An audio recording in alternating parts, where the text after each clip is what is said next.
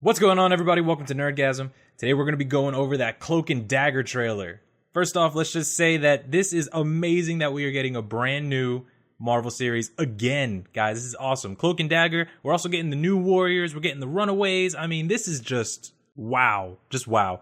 Also, I'd love to show you guys the trailer before I started this video, but you know what? I can't take all those copyright strikes, so I'm going to have to just do it like this. Sorry. I want to start off by letting you guys know that the Marvel Studios aren't making this show. The whole Cloak and Dagger show is run through Marvel's Entertainment TV division, and it's going to be shown on Freeform, which used to be ABC Family. I'm only saying this so that people aren't hoping that major hitters will cross over into this show. We're not going to see Thor and Iron Man flying through the sky.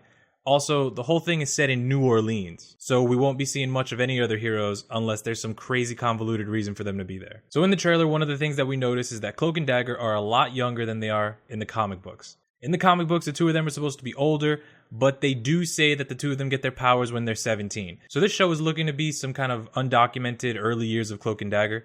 The only downside to this is that there will likely be lots of dragging on with some of the episodes. And if it doesn't get a season 2, then there could be lots of unanswered questions. And we all know how much it sucks to get into a show and not get the answers we want.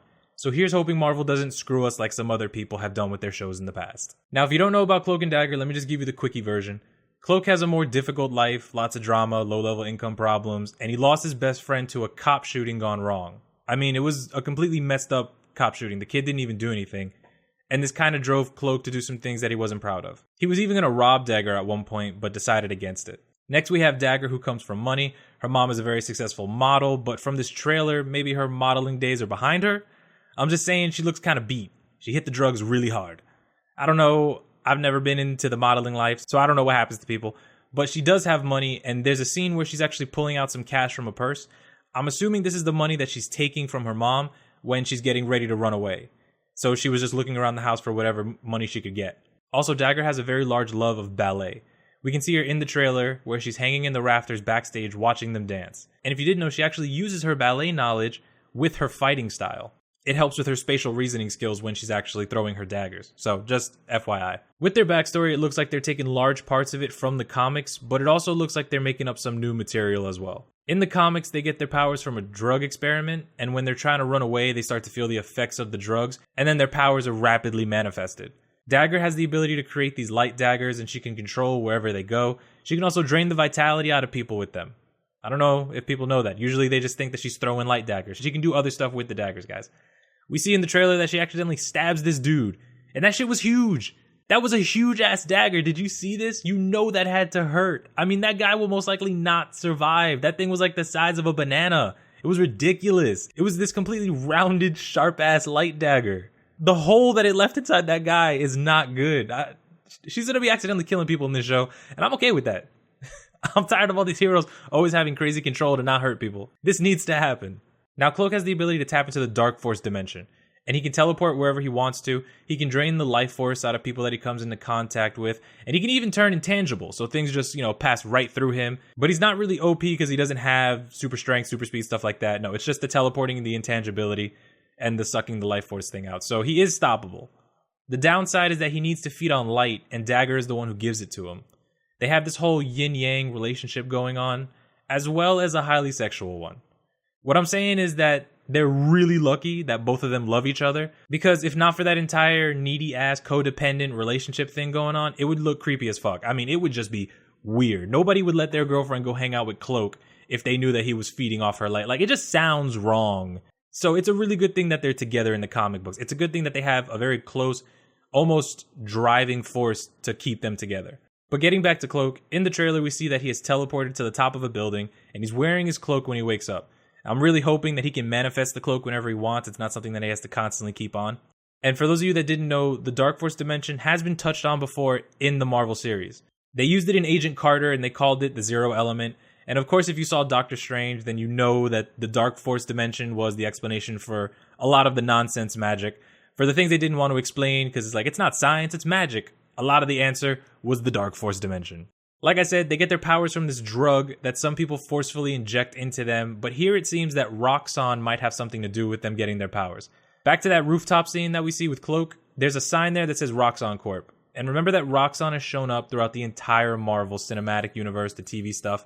Roxxon's been in Thor, Roxxon's been in Iron Man. It was even in this Agent Coulson short from the Thor movie, and he stops at a Roxxon gas station. And so far, that's the only connection that we have that Cloak and Dagger will be related to the Marvel stuff. Again, I'm not saying that we're going to see any of the major hitters. We're not going to see anybody else showing up. I'm just saying that this whole Roxxon thing seems like this is the Easter egg to let them know that this does take place in the same universe. It's just different location, new characters. But back to the thing about Roxxon. Here in the trailer, both Cloak and Dagger are drowning, and this may be where they get their powers.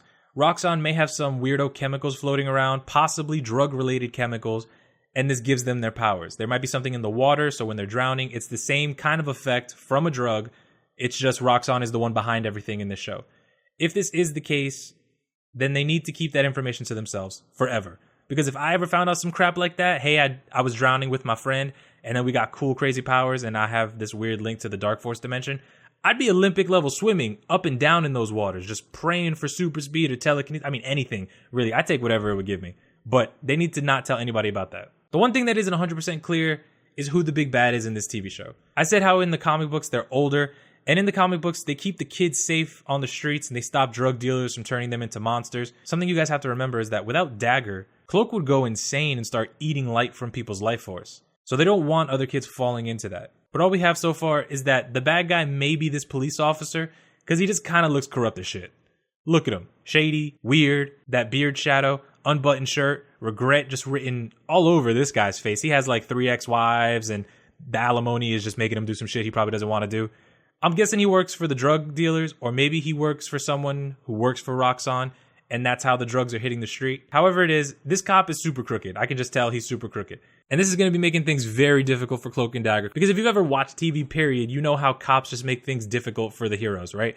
They're always trying to set them up and make it look like they're the good guys and these guys are terrorists. So it's going to make for some interesting heroing to try and see Cloak and Dagger outsmart this guy if he is one of the villains. I wouldn't mind seeing Mr. Negative as the main boss for this series, especially since he's messed with both Cloak and Dagger in the past. He even managed to switch their powers at one point using his own power. And then he kept them subservient with a drug he created. He was worried that even though he switched their powers, it kind of also switched their personalities.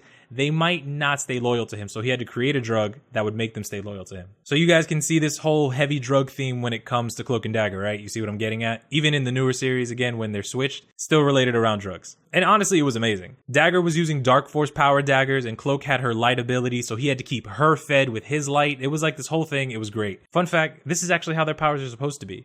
We find out in the comic books that Dagger having the Dark Force powers and Cloak having the light powers is actually the original way they were supposed to get their powers, but for some reason it got switched up. But that's a story for another time. But back to Mr. Negative. He's used Cloak and Dagger in the past, he's manipulated them, and he even used them at one point to try and attack one of Peter Parker's Parker Industry buildings in Hong Kong.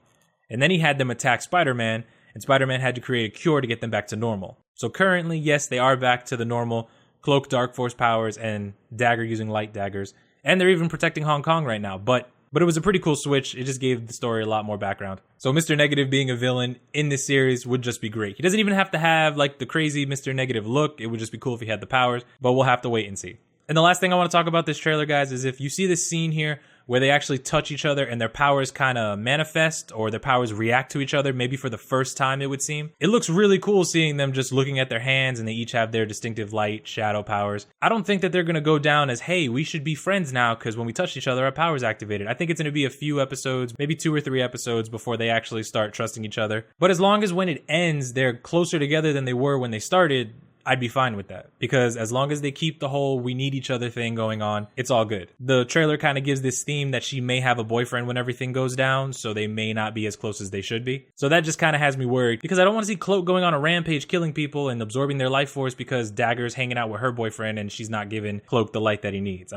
It would look really bad. But let me know what you guys think. Let me know what you guys think about this show. Are you excited for Cloak and Dagger? Is this one of the shows that you guys are really excited for, along with the New Mutants and the New Warriors and the Runaways and all that cool stuff that's coming out? Let me know in the comment section below. If you're new, stick around and subscribe. Thank you guys for watching. I love you. You guys are the most supportive people on YouTube. Let me know what you guys want to see next in the comment section below, and get ready for the video that's coming out later today that you guys asked for.